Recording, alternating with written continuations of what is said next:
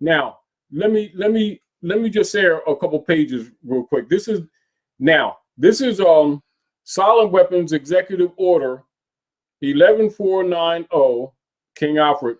This is the manual that your politicians deal with every day when they're doing all legislation. This is why they haven't solved any problems. This is why they keep taxing you to death. This is why they keep poisoning your children. This is why they won't let your children come to school without giving them 20 and 25 vaccines to poison them and to set them up for miseries. Here it is. This is their writing, not Taji guys, theirs. Diversion, and this is the mainstream media, that's what they're there for. Primary strategy. Experience has proven that the simplest method of securing a silent weapon and gaining control of the public is to keep the public undisciplined and ignorant of the basic systems, principles on the one hand, while keeping them confused, disorganized, and distracted with matters of no real importance on the other hand. This is achieved by 1. Disengaging their minds, sabotaging their mental activities by providing a low-quality program of public education in mathematics, logic, systems design, and economics, and by discouraging technical creativity. 2. Engaging their emotions, increasing their self-indulgence and their indulgence in emotional and physical activities by A. Unrelenting emotional affrontations and attacks, mental and emotional rape, by way of a constant barrage of sex, violence, and wars in the media, especially the TV and the newspapers. B. Giving them what they desire in excess, junk food for thought, and depriving them of what they really need. 3. Rewriting history and law and subjecting the public to the deviant creation, thus being able to shift their thinking from personal needs to highly fabricated outside priorities. These preclude their interest in and discovery of the silent weapons and of social automation technology. The general rule is that there is profit in confusion. The more confusion, the more profit. Therefore, the best approach is to create problems and then offer solutions. Diversion summary. Media. Keep the adult public attention diverted away from the real social issues and captivated by matters of no real importance. Schools. Keep the young public ignorant of real mathematics, of real economics, of real law, and of real history. Entertainment. Keep the public entertainment below a 6th grade level. Work. Keep the public busy, busy, busy, with no time to think, back on the farm with the other animals. Consent. The primary victory. A silent weapon operates, or a silent weapon system operates upon data obtained from a docile public by legal but not always lawful force. Much information is made available to silent weapon system programmers through the Internal Revenue Service, i.e. the IRS. See studies in the structure of the American economy for an IRS source list. This information consists of the enforced delivery of well-organized data obtained in federal and state tax forms collected, assembled, and submitted by slave labor, provided by taxpayers and employers. Furthermore, the number of such forms submitted to the IRS is a useful indicator for public consent. I repeat, a useful indicator for public consent. An important factor in strategic decision making. Other data sources are given in the short list of inputs: consent coefficients, numerical feedback indicating victory status, psychological basis.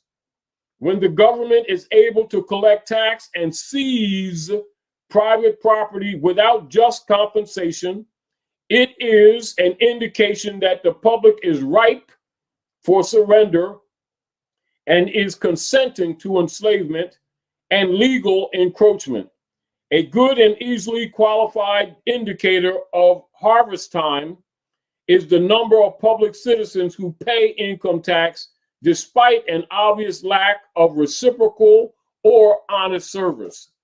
Amplification energy sources. Executive Order 11490.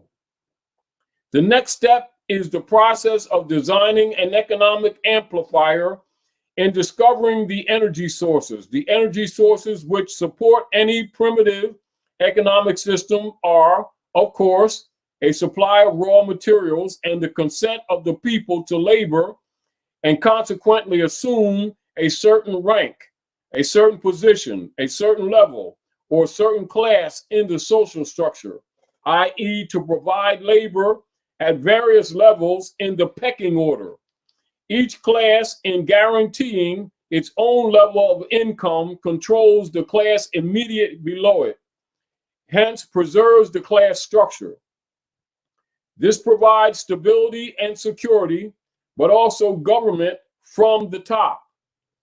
As the time goes on and the communications and education improve, the lower class element of the social labor structure become knowledgeable and envious of the good things that the upper class members have. They also begin to attain a knowledge of energy systems and the ability to enforce their rise through the class structure. This threatens the sovereignty of the elite. If the rise of the lower classes can be postponed long enough, the elite can achieve energy dominance, and labor by consent no longer will hold a position of an essential economic strategy or energy source. Until such energy dominance is absolutely established, the consent of the people to labor and let others handle their affairs must be taken into consideration. Since failure to do so could cause the people to interfere with the final transfer of energy sources to the control of the elite, it is essential to recognize that at this time, public consent is still an essential key to the release of energy in the process of economic amplification. Therefore, consent as an energy release mechanism will now be considered. Logistics. The successful amplification of a strategy requires a careful study of inputs, of outputs, and a strategy connecting the inputs and the outputs and the available energy sources to fuel the strategy. This study is called logistics.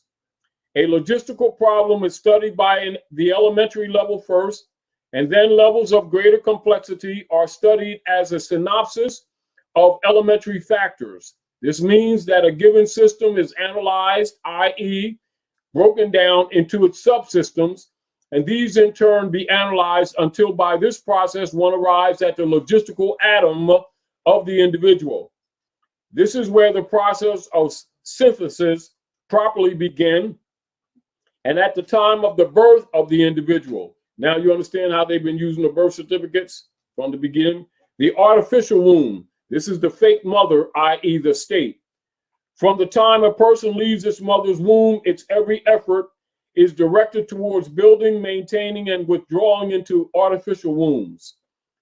Various sorts of substitute protective devices or shells. The objective of these artificial wombs is to provide a stable environment for both stable and unstable activity, to provide a shelter for the evolutionary processes of growth and maturity, i.e. survival, to provide security for freedom, and to provide defensive protection for offensive activity. This is equally true of both the general public and the elite. However, it is the definite difference in the way each of these classes go about the solution of problems. The political structure of a nation, dependency. The primary reason why the individual citizens of a country create a political structure is a subconscious wish or desire to perpetrate their own dependency relationship of childhood. So they hire politicians to face reality for them. Summary: the people hire the politicians so that the people can, 1, obtain security without managing it. 2, obtain action without thinking about it.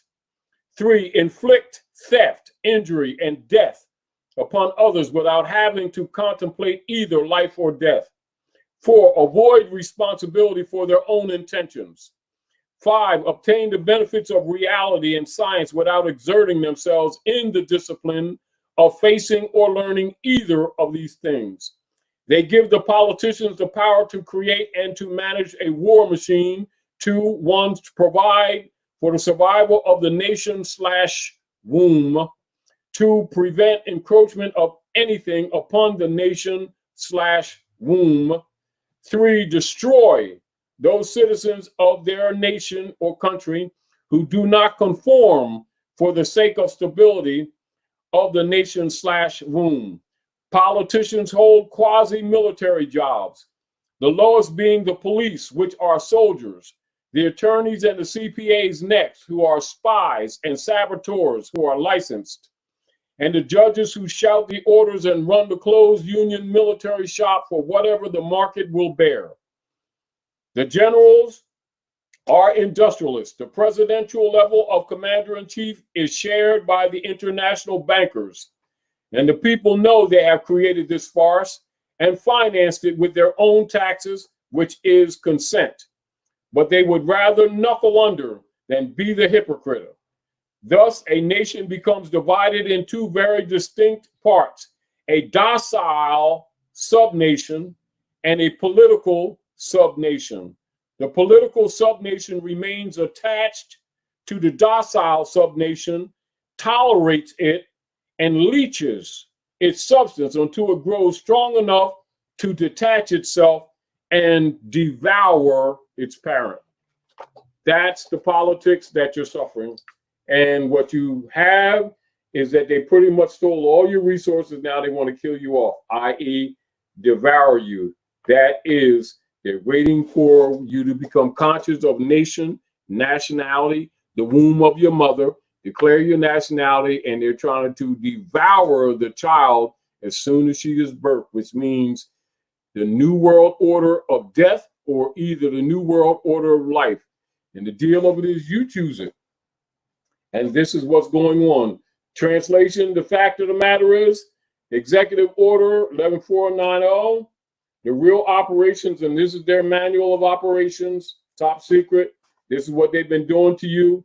And truthfully, the shit has hit the proverbial fan, and that's what's going on. And now they're trying to figure out how to get rid of you before you all wake up and come at them in different manners. That's what's really going on. I yield the floor. I guess, but people need to know what we can do and what can be done. We got all the gloom and doom. We know what they're doing, yeah. But as the awakening is happening, and truly awakening is happening, 2 things are happening. Besides the awakening, we're actually being weaned away from off the dependency, and they're trying to still be dependent. Right, but many of the things that we thought we needed, thought we couldn't live without. We had to buy it. We had to go there. We had to be it. This time of social distancing has had it's also some good things, because introspective, because it's given us an opportunity to pull away from some things, forcing you forcing us to wean ourselves, to detox from some things, right? To detox from some habits, and some of those habits are spiritual habits, the so-called spiritual. The spiritual means breathing, but some of the things that we didn't have to shop as much. We thought we were most of us have a lower credit card debt in the last month or so because we can't shop. And it makes it difficult when you go there anyway. No, Yeah, yeah. Let no, two but people at the store at the same time. no, yeah. but I'm just saying. I'm just I'm saying, but people are being forced to, as you say, become introspective about many things. And when you rethink a lot of things that you thought, because television has been one of the biggest is programming. They told us they were programming us. That's what they tell you. Tell a lie in the vision. We're telling a lie in the vision, and we're programming you. And we kept turning it on. So now, you know, you've got the mainstream MSM, mainstream media that is trying to program you for fear and death and separation and all that stuff. Because they need to feed on that, because they're dealing with. See, this is let's keep it simple. We know that the energy that is generated by fear is something called loosh. Yeah. And that loosh is.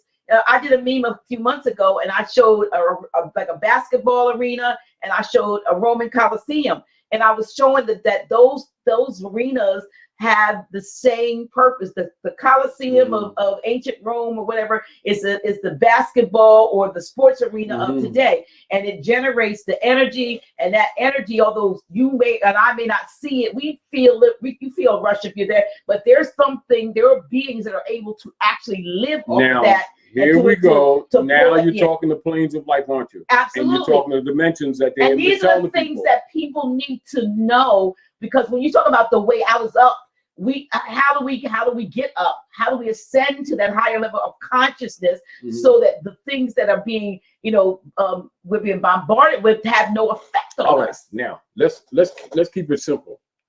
One of the things that we've always done, because we know that the people have been limited in access to what you would call ascension literature. Yeah. Yes. And we know that we're, with our limited capacity and with our flaws, because everybody has flaws, but with our goodwill to help, that we're battling against hundreds of years of Roman rulership that has been placed upon the planet. They've corrupted the people. They've broken up families. They've poisoned the earth. They poisoned the air. They poisoned the water.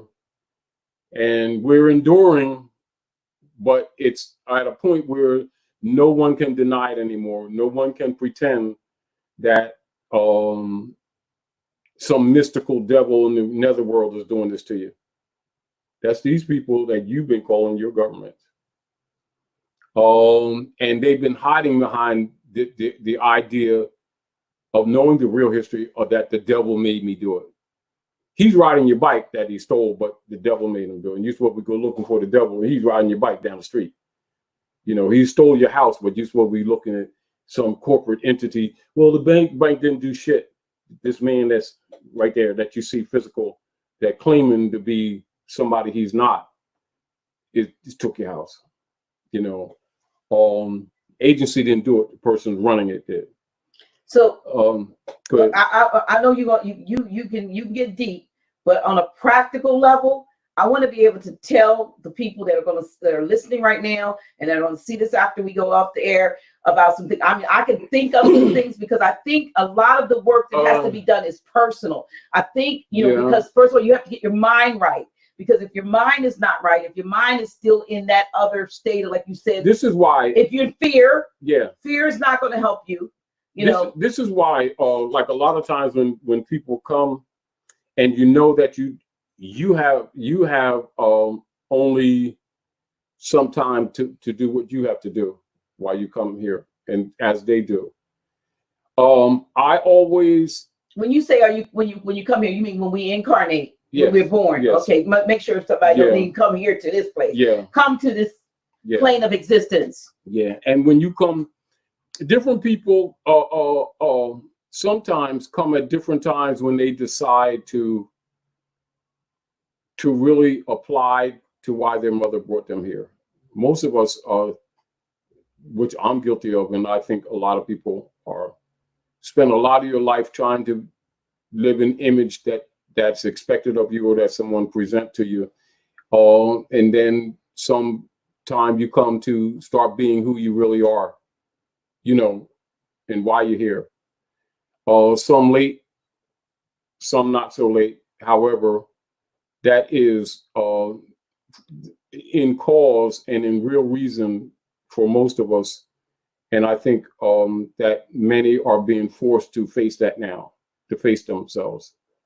But cutting through the chase, as we've talked over the years, I always try to consider, what can I do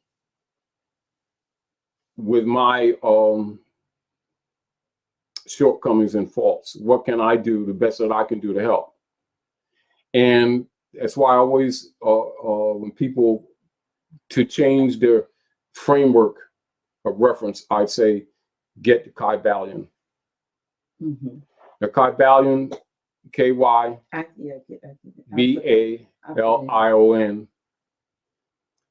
Because even though it is modified and flawed too, mm-hmm. it will take them as close to original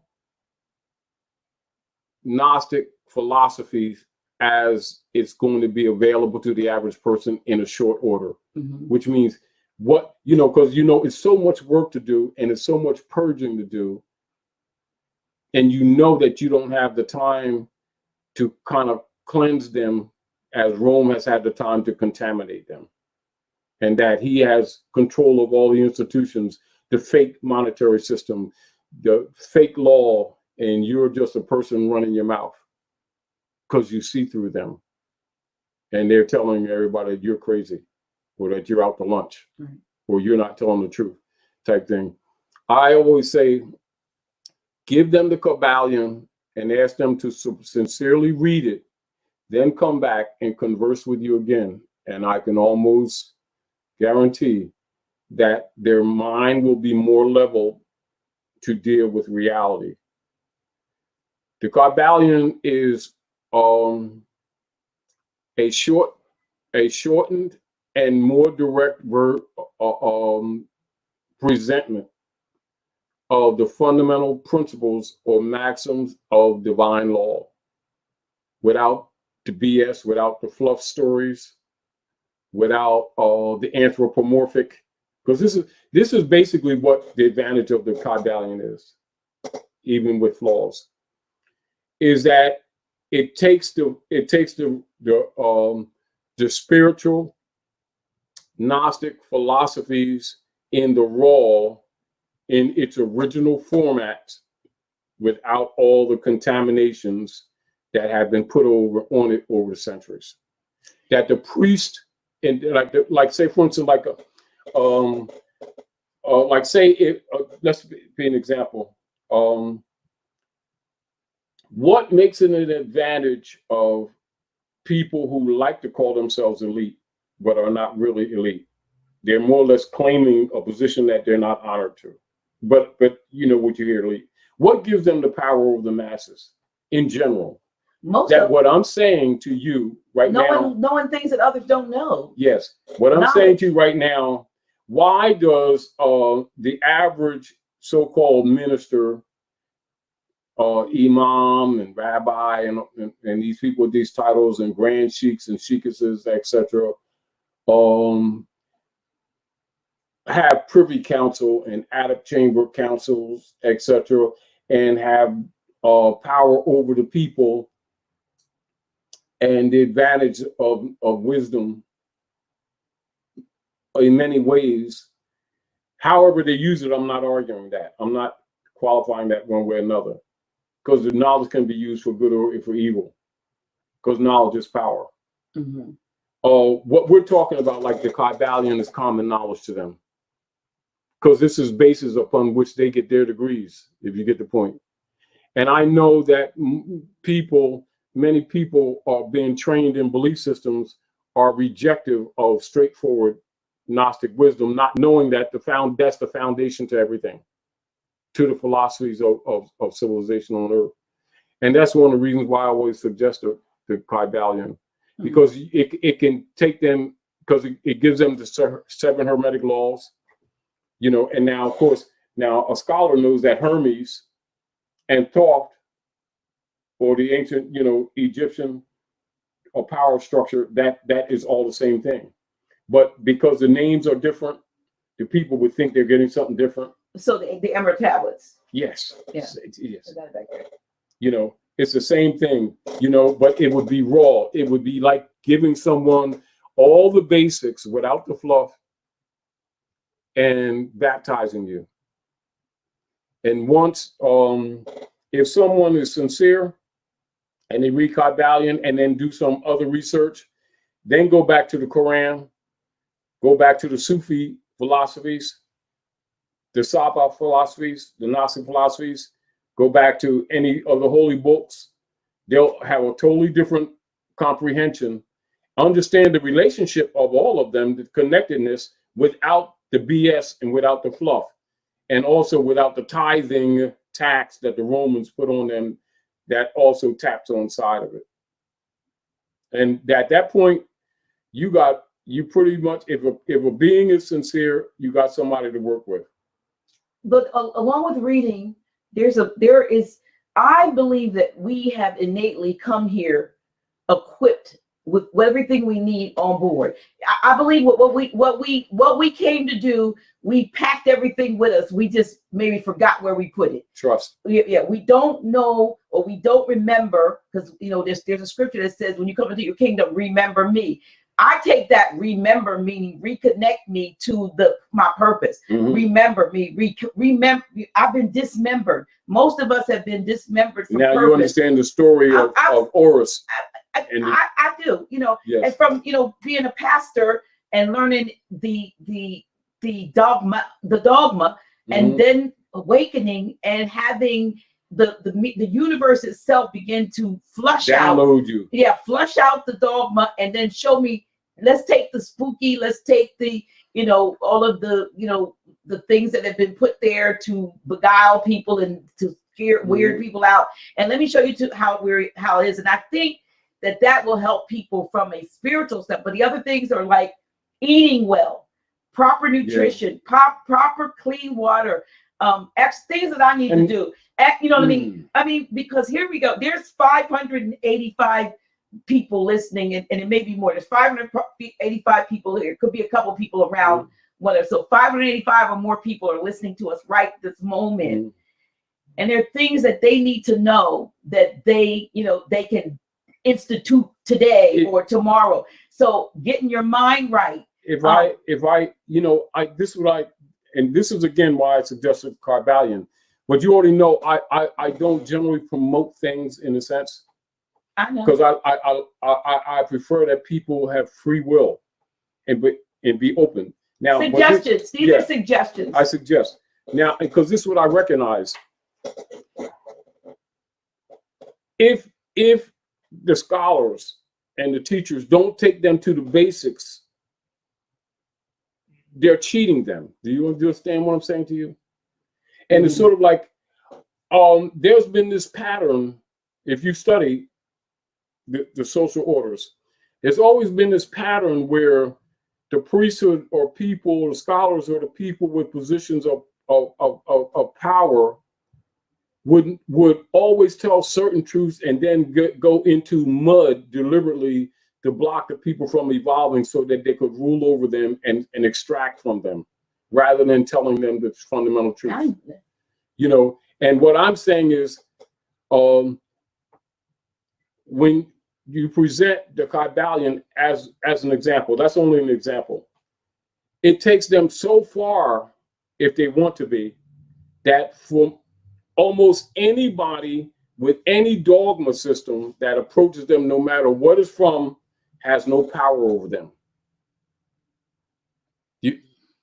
And they have enough root knowledge to understand all the religious systems mm-hmm. and how they originated, absent of all the fluff, absent of all the dogmatic interjections, absent of the corruption of the priesthood for selfish gain that has been accepted contemporarily as religion and spirituality. And they don't have to guess not to know. They know the rules, if you get the point. The Kabbalion presents the rules of the game. It's sort of like if you have a bunch of people playing old maid, pinochle, spades, and a whole bunch of different card games and chess and checkers, and everybody's arguing because they're making certain moves that they should or shouldn't move, and everybody's arguing. You slow everybody down and say, all right, everybody chill out, sit back, drink some tea. Here's the rule book.